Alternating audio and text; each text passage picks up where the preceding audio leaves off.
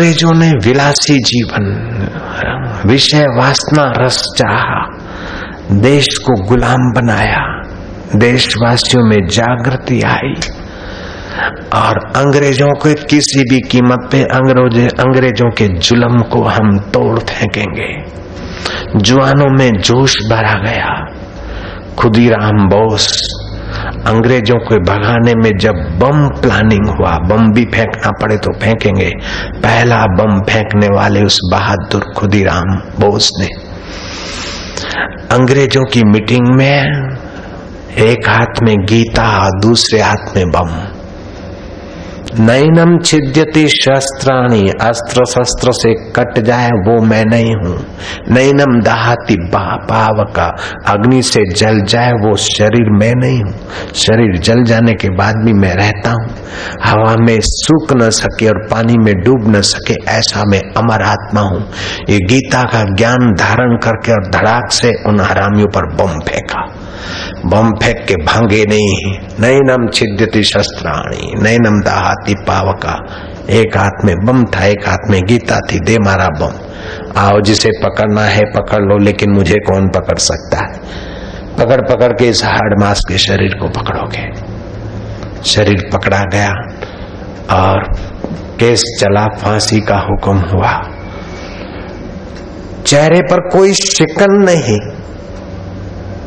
अब मैं किसको साधु कहूं, किसको साधक कहूं।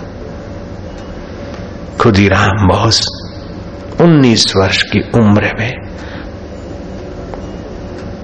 फांसी के फंदे को चूमने का इंतजार कर रहा है। कौन सी तारीख हुई? जेल में तारीख मिल गई कि फलानी तारीख फांसी। ठीक है, 2 दिन आराम कर लो, 2 दिन के बाद तुम्हारी फांसी है। कोई बात नहीं, 2 दिन और श्वास ले ले भैया, जी ले। जीना है तो ऐसे शरीरों में तो कई बार जिया है, लेकिन मौत तुझे मार सकती क्या? अगर मौत ने मारा होता तो कई बार मरा तो आज नहीं होता तू। मौत तुझे नहीं मार सकती खुदीराम। शरीर को मौत मारेगी, जिसका नाम रखा उसको मारेगी। तू वो है क्या? नहीं गुरुदेव, मैं वो नहीं हूँ। तुम जो कहते हो, वेद जो कहता है तत्त्वमसि सो हम तत्व, वो जो चैतन्य तुम माना तू असी। गुरुजी मैं वो हूँ। मन ही मन अपने गुरु से और वेद भगवान से बात करता है भारत का बहादुर खुदीराम बोस। उसकी निर्भीकता, शांति, प्रसन्नता और भारत माता को आजाद करने के लिए फांसी का फंदा हंसते हंसते चूमने का स्वभाव देखकर बूढ़ा जेलर उसका दीदार करता है कि आफरीन है, खुदा कसम गजब है तुम्हारी गीता माता। खुदीराम, तुम किससे मिलना चाहते हो? तुम्हारी ख्वाहिश सरकारी तौर पर पूरी की जा सकती है। कुछ खाना चाहते हो? जो ख्वाहिश हो आखिरी। बोले मेरी कोई ख्वाहिश नहीं। फिर भी कुछ ख्वाहिश रही हो तो बोले ख्वाहिश ही तो जीव को बंधन करती है, इच्छा ही तो जीव को भटकाती है, इच्छा वासना ही तो जीवात्मा को गुलाम बनाती है। और इच्छा अगर करनी है तो प्रभु कब मिले, और प्रभु कब मिले की इच्छा ने प्रभु तत्व से मिला दिया। अब इच्छा किस बात की? चाह चमारी चूहरी अति नीचन की नीच, तू तो पूर्ण ब्रह्म था जो चाह न होती बीच। ये मैंने सत्संग सुन रखा है, कोई इच्छा नहीं है। जो हो रहा है देख रहे, जो हो गया देख लिया, जो हो रहा है देख रहे, जो होगा वो भी देखा जाएगा। मैं दृष्टा हूँ, मैं साक्षी हूँ। मरने वाला खुदीराम है, मैं मरने वाला नहीं हूँ जेलर। सुभान अल्लाह, सुभान अल्लाह, सुभान अल्लाह। अल्लाह कैसे इंसान है तेरी दुनिया में। अल्लाह गजब कर दिया, हिंदू संस्कृति ने गजब कर दिया। एक दिन बीता, दूसरा दिन सुबह को वो मुसलमान जेलर आया है। बेटे इतना निर्भीक, इतना शेर, अब क्या करूं, मेरी तो नौकरी है, मेरा बस नहीं है। लेकिन एक काम कर, मैंने तेरे लिए मीठे मीठे आम संभाल के रखे, भिगो के रखे, टोकरी में 4-5 आम, ये ले, तू खा लेना, फांसी लगे उसके पहले खा लेना, आज फांसी का हुक्म।